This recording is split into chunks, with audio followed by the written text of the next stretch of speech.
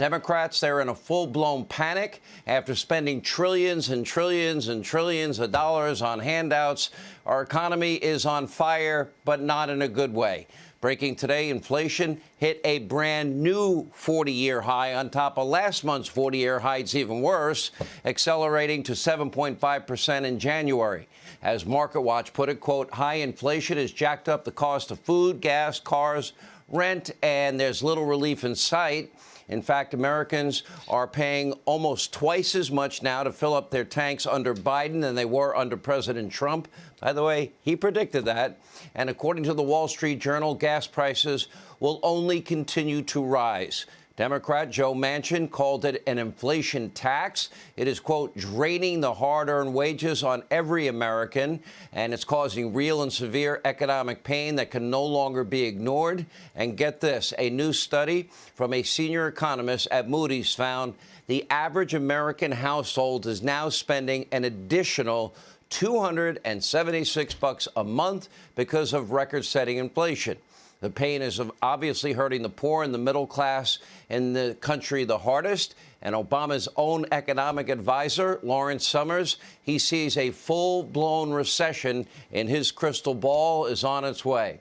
And today, a very frail-looking Joe, well, he made his way all the way down to central Virginia. He really went far, where he was greeted by large crowds of protesters, including one man with a very special sign that reads, quote, build crack better. During a speech, Biden vowed to work like the devil to get these prices under control. Take a look. I'm going to work like the devil to bring gas prices down, which I'm going to working to make sure that we keep strengthening the supply chains to bring the cost of energy and everything else and the goods that come to America down by helping the ports 24/7, by changing a whole range of things that, you know, what's happened with COVID has caused significant increase in prices in the supply chain. We're in a situation now where, you know, you should have peace of mind. I know food prices are up, and we're working to bring them down. As I said, I grew up in a family where the price at the pump went up, you felt it, and I understand. But these things are necessities. Joe's going to work like the devil himself, but just don't ask him any tough questions about it. Take a look. Back in July, you said inflation was going to be temporary. I think a lot of Americans are wondering what your definition of temporary is. Well, you're being a wise guy with me a little bit, and I understand that's your job. Being a wise guy, a little testy, Joe, in case you're wondering, Biden's plan to curb inflation was to spend $3 trillion that in real money was over $5 trillion. And guess what? That we don't have any more socialist build back broke handouts. By the way, Manchin did him a favor. So did Sinema. Now, Chuck Schumer is terrified of a primary challenge from Alexandria Ocasio-Cortez, is ready, willing to ram through any spending proposal, no matter how large, no matter how irresponsible. Senator Manchin, he's been standing in the way. Schumer is reportedly very angry with his colleague from West Virginia, but Manchin is literally stopping his own party from completely destroying the economy, which is kind of on the verge of collapse as it is. It's about time, because the American people have seen enough. Look for yourself.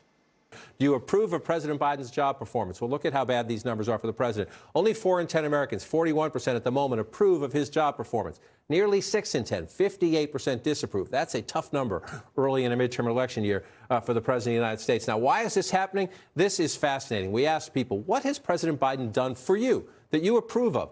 56% of Americans, nearly 6 in 10 Americans, that means a decent amount of Democrats said nothing. They disapprove of everything that has happened. Even fake news CNN says nearly 60% of Americans think Joe Biden has done absolutely nothing right, nothing at all. Now, with the midterms fast approaching, Joe's fellow Democrats, they're trying to pull a fast one on you. They're trying to turn 180 on almost every issue. COVID-19 mandates, all of a sudden, 2 weeks ago, when Republicans were doing it, it was a disaster. It was irresponsible. They were going to kill people. Now, all of a sudden, they agree with those Republican governors, and they are now following suit. And, of course, schools, they're saying we need to open the schools back as soon as possible.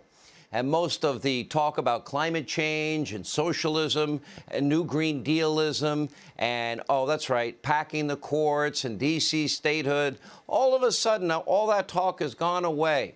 Even Beto Bozo Francis O'Rourke, who vowed to confiscate guns, damn right we're going to take your guns in Texas, as late as 2021, he's now vowing to protect and cherish the Second Amendment. Okay, watch. Americans who own AR-15s, AK-47s, will have to sell them to the government. I fully expect our fellow Americans to turn in their AR-15s and their AK-47s. Are you, in fact, in favor of gun confiscation? Yes. Hell yes, we're going to take your AR-15, your AK-47. I'm not interested in taking anything from anyone. What I want to make sure that we do is defend the Second Amendment. Hell yes. Now we're going to defend the Second Amendment. Like almost every other Democrat in the country, you got to understand what's happening here. They're only changing their opinions because of politics, and they love their power. That is more important than anything else, even, for example, compromising every so-called principle they have. The base of the Democratic Party is filled to the brim with actual socialists. Most Democrats don't actually have any firm beliefs at all. They just do whatever they think will make them popular, increase their political power, get them reelected. But they can't rewrite history. No amount of smoke and mirrors and flip-flops can change reality. Joe Biden, he caused America's terrible 40-year high inflation. Joe Biden literally has once again made us dependent on energy, the lifeblood of our economy, killed the Keystone XL pipeline, restricted oil and gas drilling all over and exploration all over. Joe Biden caused the crisis at the southern border. It was easily preventable. Joe Biden abandoned Americans in Afghanistan, and buckle up, because Biden is about to abandon more Americans abroad in Ukraine.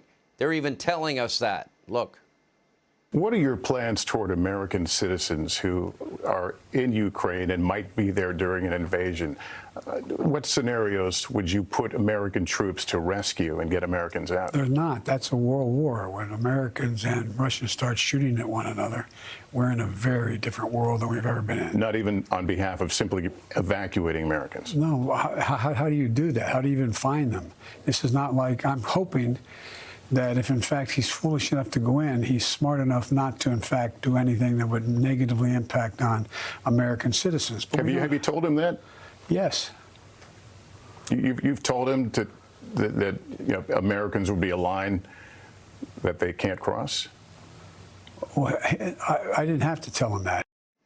Yeah, this is the guy that said we had all the leverage against the Taliban and abandoned Americans there, and nobody talks about it but this show. Maybe a couple others.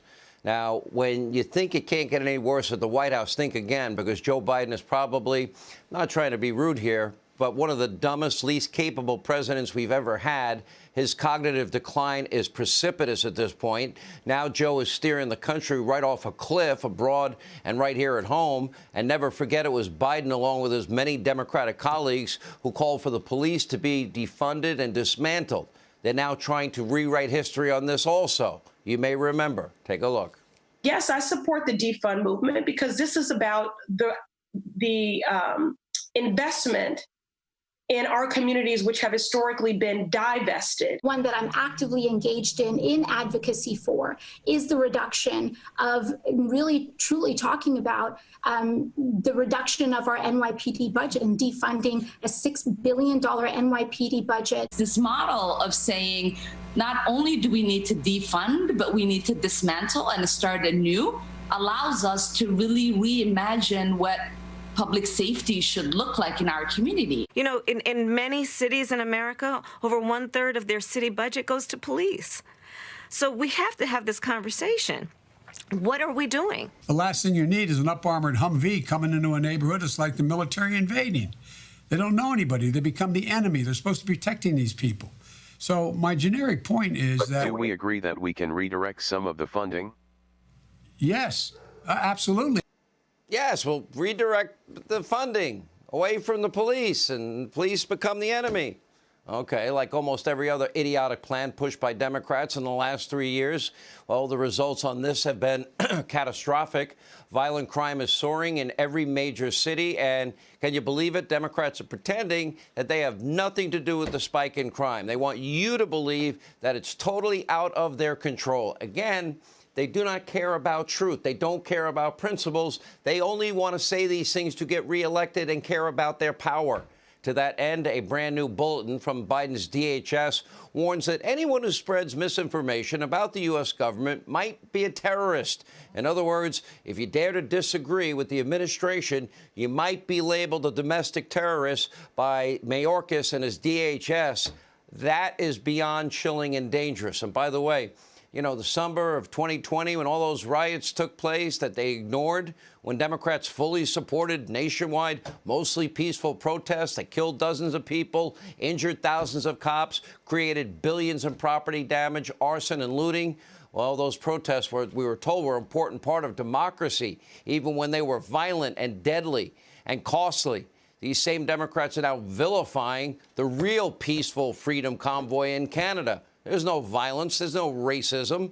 In fact, far-left government officials across the border in Ontario, they have successfully frozen donations to the truckers in an effort to freeze them out so they can't get fuel for their trucks, so they can have heat inside of their cabins that they sleep in the back of their truck. Hey, Sean Hannity here. Hey, click here to subscribe to Fox News YouTube page and catch our hottest interviews and most compelling analysis. You will not get it anywhere else.